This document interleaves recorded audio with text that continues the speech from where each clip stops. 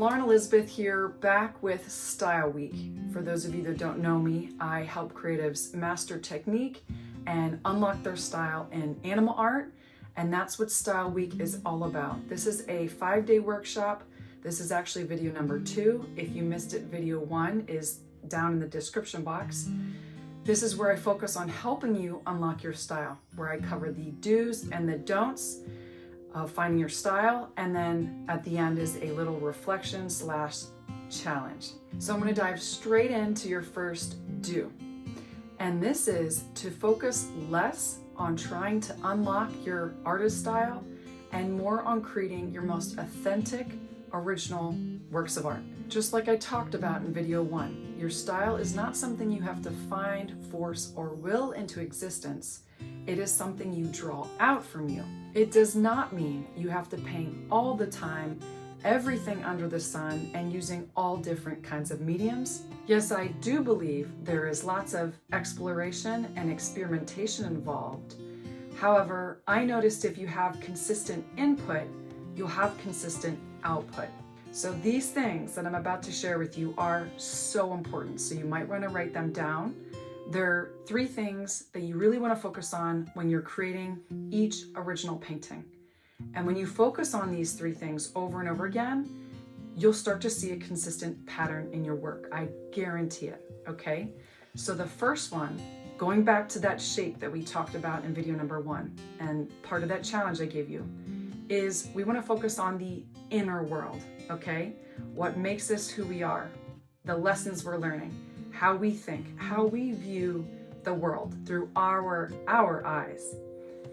The second one is taking input, taking information from the outer world, okay? I'll give you a few examples. How we observe how light interacts with different types of objects, textured objects, smooth objects, flat, clear, water. Also how we observe how the warm and cool colors interact in sunsets, how we create the illusion of depth. And the third part is our technique. When we know the fundamentals of our medium, whether that's oil paint or acrylics or colored pencils or pastels, we can do pretty much anything with that medium. And so these are the skills that we've built and what's familiar and what we've practiced when it comes to layering or blending, glazing, adding a wash, creating fine lines, etc.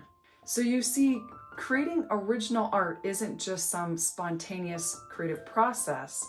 It partly is, but actually so much of it has to do with these rules, structure, and skill that we've built. Now, rules that can surely be bent and broken, that's the fun part of being an artist. But professional artists with a style know the principles and elements of art. Knowing these can help us create emphasis, variety, movement, contrast, and all things that can help us express our intended message or theme. And that leads me to our style don't, which I think some of you might not really like. I'm just being honest, this is something I highly recommend.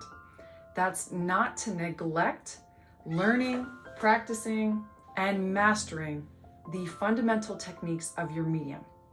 I compare it to putting on your shoes before you go for a sprint.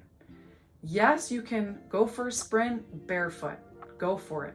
I've seen people do it, but it's more painful, it's less efficient, and it can be very frustrating too. And you'll likely not get faster that way. But if you put your shoes on before you get started sprinting, you can focus more on running technique, on your breathing, on going around corners, and running faster. And that's how I relate it to learning those fundamentals first. So that doesn't mean all the techniques. That doesn't mean spending 20 years to learn your medium and all there is about your medium. I'm just saying to learn the basics, those basic techniques with your medium before attempting original paintings. Because then you're not so focused on the mechanics, you're more focused on the expression, the creative process, getting those creative ideas out, and less on how to blend, how to layer, how to mix colors, how to pinpoint value, etc. All right, creatives, so this is the part of the video where we're gonna do our challenge / self-reflection. Okay, so this is a judgment-free zone. We're not gonna be critical or judge ourselves here, but thinking objectively, in the past when you've completed a tutorial or your attempt at an original painting, what are those fundamental techniques that you could improve? Write them down, and I challenge you to hone in on these skills, on these basics, so you can improve them so that when it comes to creating your next original, it is easier, more efficient, and you can focus more on the creative process. Now, if you're an acrylic animal artist, I have these fundamental techniques spelled out in my pet portrait masterclass. I go over basic terminology. I go over proper brush use.